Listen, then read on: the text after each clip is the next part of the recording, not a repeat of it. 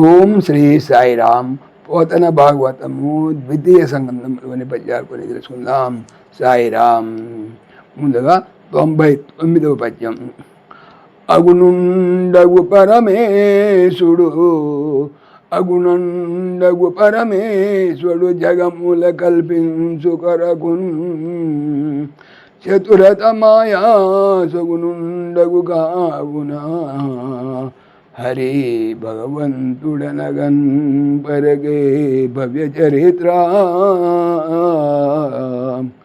అగునుండు గుణములు లేనివాడు అగు అయిన పరమేశుడు భగవంతుడు జగములన్ లోకములను కల్పించు సృష్టించు కొరకున్ కోసము చతురతన్ మిక్కిలి నేర్పుతో మాయతో కూడిన నిజము కాని అనమాట.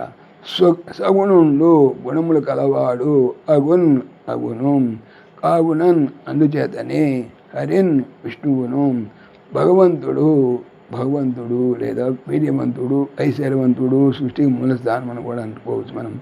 అనగన్ అనుట పారాగే యుక్తమైనది లేదా తగి ఉన్నది. భవ్య గొప్ప చరిత్ర కలవాడా. భావము.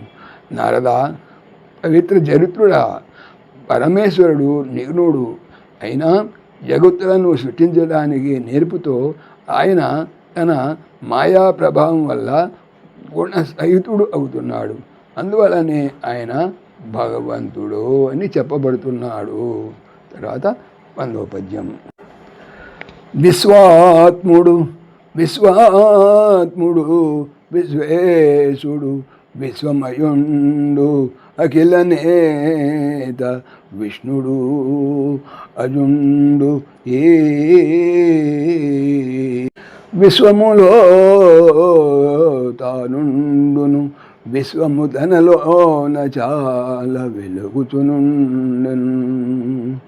విశ్వాత్ముడు విశ్వమే తానైన వాడు విశ్వేశుడు విశ్వమునకు ఈశ్వరుడు విశ్వమయుండు విశ్వమంతయు నిండి ఉన్నవాడు అఖిల నేతన్ సర్వమునకు నడిపించువాడు విష్ణువు అజుండు పుట్టుకలేనివాడు. ఈ విశ్వము ఈ జగత్తు లోపల తాను ఉండును విశ్వము జగత్తు తన లోపలనే చాలన్ మిక్కిలి వెలుగుతున్ ప్రకాశిస్తూ ఉండును. భావము. పుత్రుడు నారదునికి విష్ణుతత్వాన్ని బ్రహ్మదేవుడు ప్రబోధిస్తున్నాడు. ఈ సందర్భం మనం తెలుసుకుంటుంది. విశ్వమే తానైన వాడు విశ్వమునకు ప్రభువు విశ్వమంతయు నిండి ఉండువాడు సర్వమునకు నడిపించువాడు విశ్వమును వ్యాపించుండువాడు పుట్టుక లేనివాడైన ఆ విష్ణువు ఈ జగత్తు లోపల ఉండును. జగత్తు సమస్తము ఆ విష్ణుని లోపలనే మిక్కిలి ప్రకాశిస్తూ ఉండును. సాయిరామ్. ఓం దాశరథాయ విద్మహే సీతావల్లభాయ ధీమహి తన్న రామ ప్రచోదయాత్. సర్వం శ్రీ రామార్పణమస్తు. జై శ్రీరామ్. జై శ్రీరామ్.